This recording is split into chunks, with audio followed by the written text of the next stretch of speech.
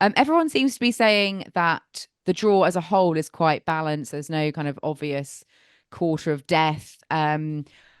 What do we think about Swiatek's draw? Because she's got the likes of Daniel Collins, JPEG, Mira Andreeva in her quarter.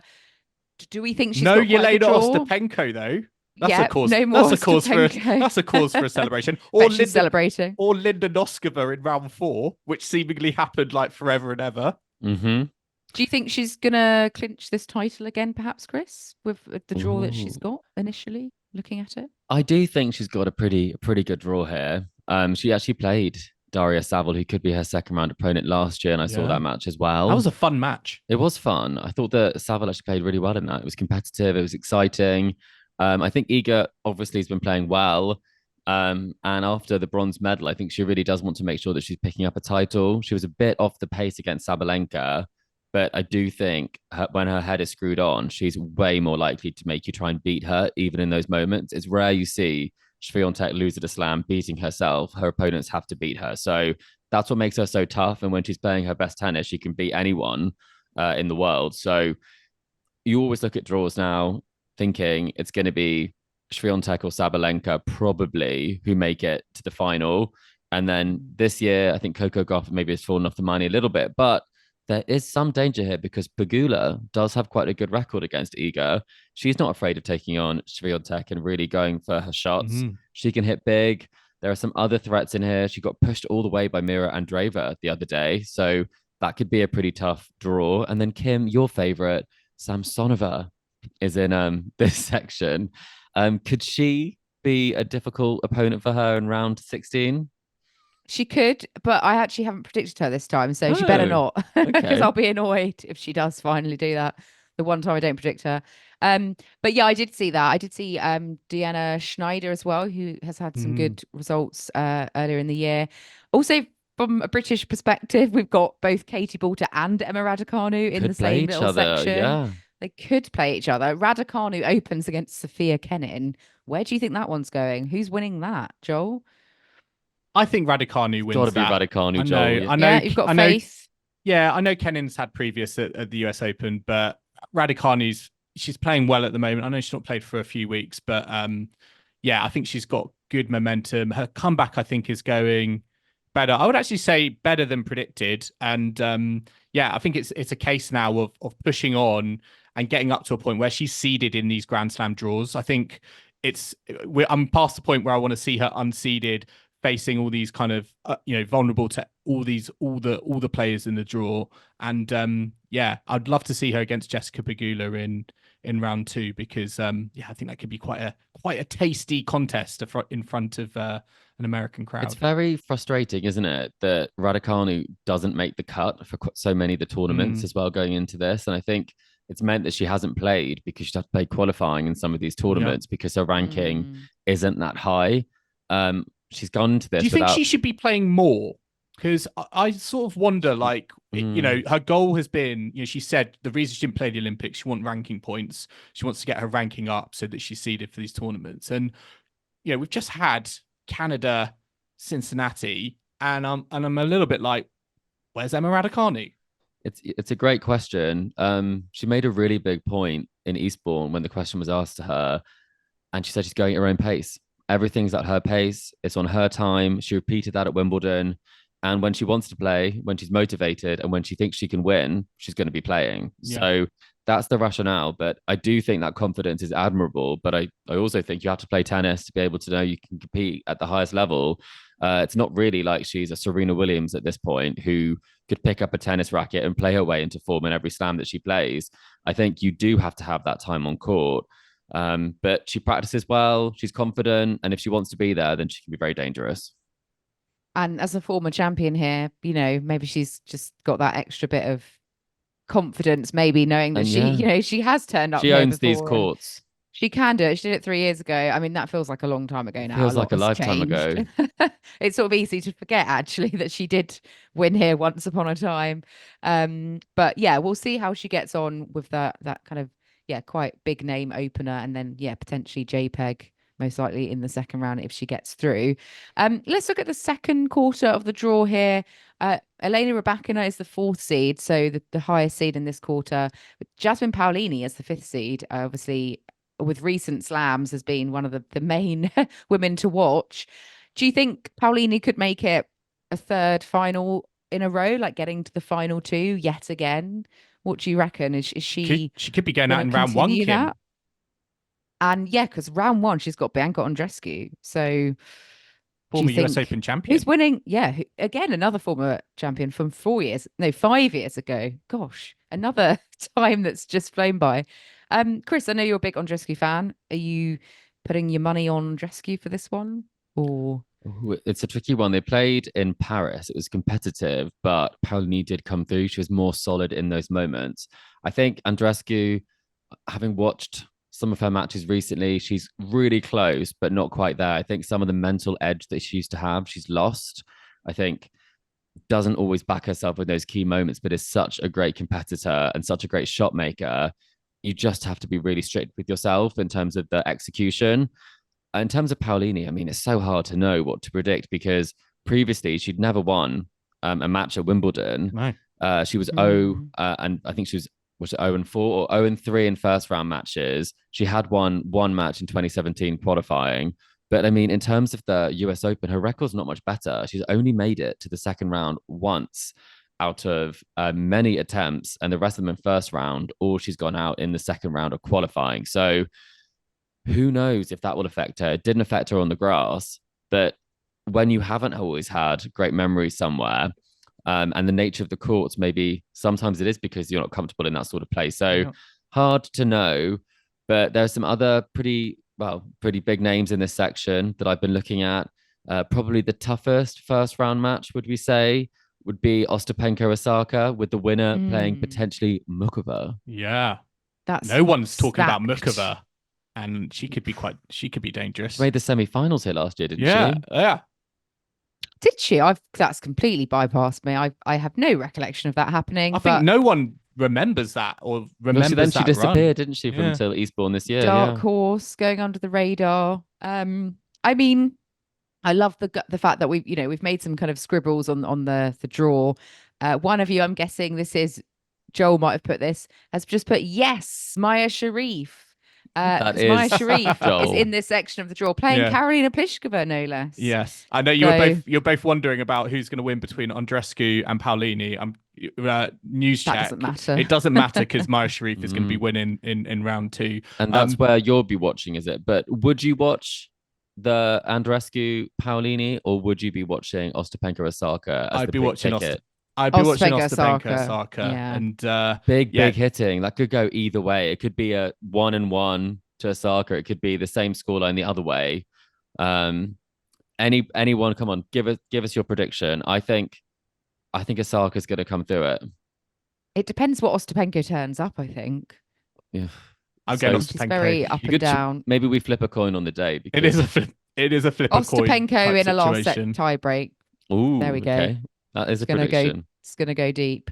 But yeah, if Osaka's going to win, her draw is pretty crazy because it's if you look at who it is, it's kind of a lot of slam finalists or winners like Ostapenko, Mukova, could play Leylah Fernandez. Yeah. I think she's going to be a tough customer. I think Fernandez for who she faces as well. I think, yeah. Yeah. What do you think about Rybakina though? Because we don't really have anything to go on with her. She's kind of coming in very. This part of the draw is a bit of a dead zone, isn't it?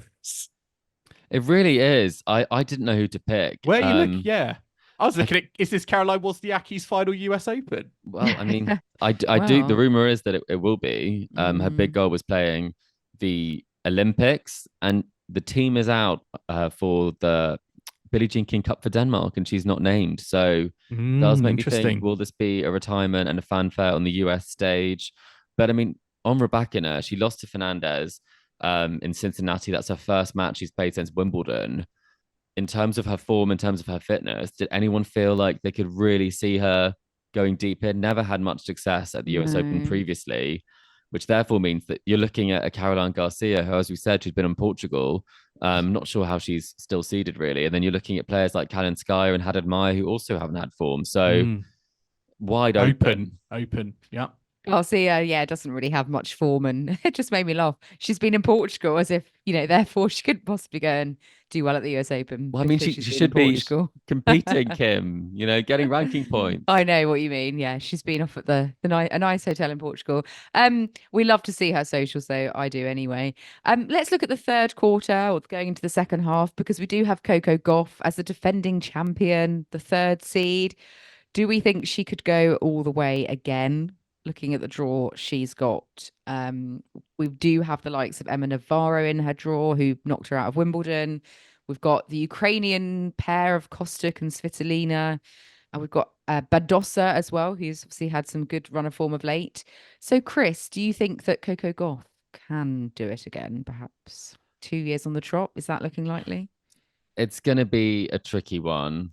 Her form hasn't been great, and I think potentially there's been a little bit less focus on her getting the results recently. I think there's been a lot of fanfare around her with the Olympics. She was obviously put into 3 events at the Olympics that didn't necessarily work out for her.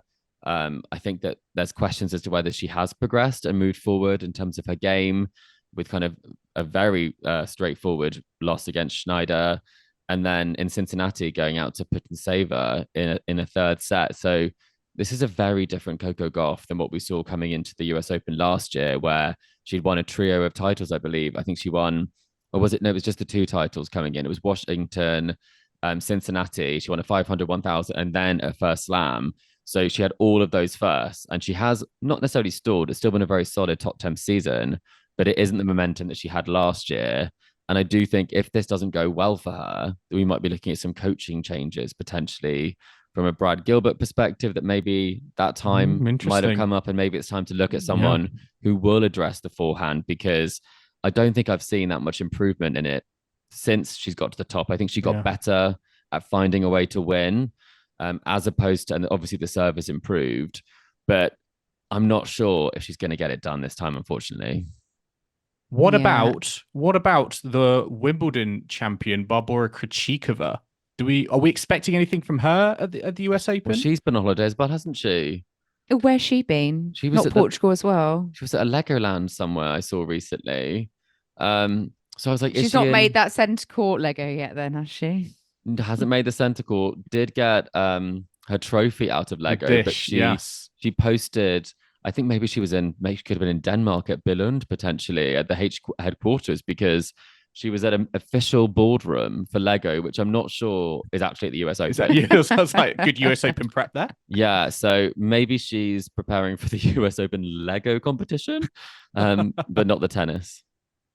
I mean, you could definitely make Flushing Meadows or, Arthur Ashe Stadium out of Lego. I mean, that is going to be a bigger job than a centre court Lego. You could make the quote, couldn't you? Pressure's a privilege. That could be quite nice. Yes. So, yeah, loads of Lego action, hopefully, for Krejcikova. Let's see if there's any rain delays for her to need to make get some the progress. Lego out for. Very true. And what do you make of, I don't know, Paula Badosa? Do you think she's going to have her best slam in a while, given her recent kind of results? Joel? You'd hope so, wouldn't you, though, Joel? Yeah, she has been playing well. I think this is a good part of the draw to be in, and I think she can go. I think she can go far. Yeah. There's no dangerous names, I feel, that are around her. Taylor Townsend, not Trevisan. She can be a real danger. Well, actually, yeah, Taylor Townsend did. Yeah, she's had some. She did well. What was it in Canada? Did she get to the quarterfinals? I think her first quarterfinal. 1,000 level. Yeah. I mean, let's look at the fourth quarter. Wait, what about Sloane Stevens? What are we doing? Oh, I thought we had hushed that under. I thought we had hushed that under the carpet. Should have been like top of the billing. Yeah, what a draw. So sorry. Yes, you should all be very sorry. Blockbuster round 1 match. Clara Burrell, Sloane Stevens. I mean, Chris will be tuning in. I honestly will be. But the Azarenka clash could be quite tasty if that does happen. So that could be quite nice. Will Sloane win the US Open? I'm thinking unlikely, but there's always a chance because she loves playing at the US Open, and I will be delusional until the day I not ask my predictions. She did win it before, right? This was the one she won. It's the one she won, what 2017. Year was it? 2017, what a year. 7 years ago. Mm. So loads of former champions still in the draw, including, well, no, not including Arina Sabalenka, but she came very close last year, didn't she? Losing Yes. to Gauff in that final, but obviously two-time AO champion now. She's a second seed. She's at the bottom of the draw in this fourth quarter. Is she the favorite for the tournament? Like looking at this draw, looking at kind of her consistency at kind of hard court slams as well, or do you think there's any players in this section that could give her a real kind of tussle? I can see we've got Donna Vekic, we've got Zheng, the Olympic champion, Anisimova, Madison Keys. They're not easy players on their day. So Joel, where are you at with Sabalenka? Is she going to rise above them? I think she is the favourite. I think this is a nice quarter to be in. Having said that, Madison Keys, that is going to be a tough customer. And I'm really curious to see what happens to Amanda Anisimova. To me, that is one of the highlights of round one across both draws. Qinwen Zheng versus Amanda Anisimova, who is unseeded on a wild card. Anisimova for me, she could go out in round one, but also at the same time, she could go on a deep run.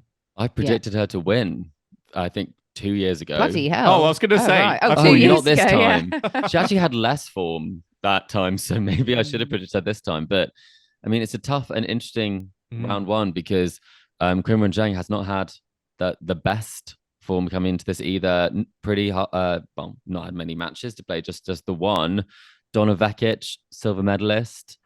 Can she push anybody? But I was going to say, Lulu Sun is actually in this section of the draw. And she could play Sabalenka in the second round. And she can hit. That could be a very interesting match there. What do you make of that prospect? Would she do like 2 slams in a row, though, sort of causing upsets? I'm not sure. I don't know if Wimbledon was, again, like a bit of a flash in the pan. It remains to be seen if she's flash in the grass. Consistently flash on the grass. Consistently. Oh, that sounds awful. Actually, no, wait. That doesn't sound right. Sound legal. Let's leave that. No. But I did notice her there, but I haven't particularly gone for her. Madison Keys could be a good sort of safe pair of hands. Home slam on the hard courts, former finalist. But yeah, Anisimova, I do think she's dangerous as well. It's quite tricky, I think, this section to pick who could be the one, if not Sabalenka. So I do think that brings us to making our women's draw predictions. Yes. So let's do it in reverse order, maybe, and come to Chris first, I think, for this. So would you like to give us your quarters, semis, and final lineup and your champion, please? Absolutely. Well, I've gone for Swiatek Collins, Wozniacki Paolini, Badosa Kostyuk, Vekic Sabalenka, and then my semi-finals, I've gone for Swiatek Paolini, Kostyuk Sabalenka, and then I've gone for a Swiatek Sabalenka final with Swiatek winning. So I have gone for the number 1 seed, Joel. I know, but I've also thrown in a Wozniacki and a Vekic. Nice. Okay. Yeah, I think going with some recent form, bit of a Scandinavian pick as well. I like that. Oh, I'm very biased, aren't I? If there was a Swede I could pick, I'm sure I would. I mean, we don't pick all the Brits, though, where we're based in the We've UK, tried that, Joel. haven't we? We've tried that. Yeah, for that years. doesn't work. Doesn't Jack work. Draper, semi-finalist, was that a prediction, I think? Yes, someone made? yes, it was. I did. Yes. Oh. Well, I'll go next. So for the ladies, I have my quarterfinals: Ondreeva against Schneider. Wow. Haddad Maya Fernandez. Goodness. Badosa Navarro. Interesting. Anisimova Sabalenka. More interesting. Yeah. I've gone for Ondreeva Fernandez semi-final and Badosa Sabalenka, with a final of Ondreeva Sabalenka and Sabalenka to win. Yeah, I've gone for some slightly rogue quarterfinalists. Semi-finalist. Ondreeva Fernandez.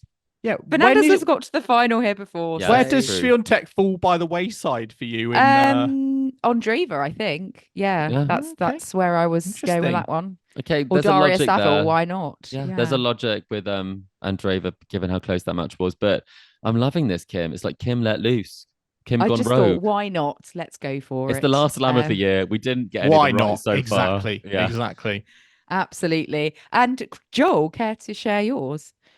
Swiatek DC, Danielle Collins, Rabakina, Fernandez, Krejcikova, Gauff, Anisimova, Sabalenka. My semi-finals, DC versus Fernandez, Gauff, Sabalenka. And I'm going Danielle Collins, Sabalenka final with Sabalenka as the ladies' champion. Wow. So her final slam, she's going to the final, DC. Yeah, why not? Another Why final. not? But you're not going Yeah. to let her win it. That's I know. very harsh. I But know it's I hard. mean, everyone's gone Fernandez. I'm thinking, did I miss something? You've all gone She's Anisimova a as tough well. cookie at the moment. I think she's playing very well. You have supported Goff though as well, so that's something for our American listeners.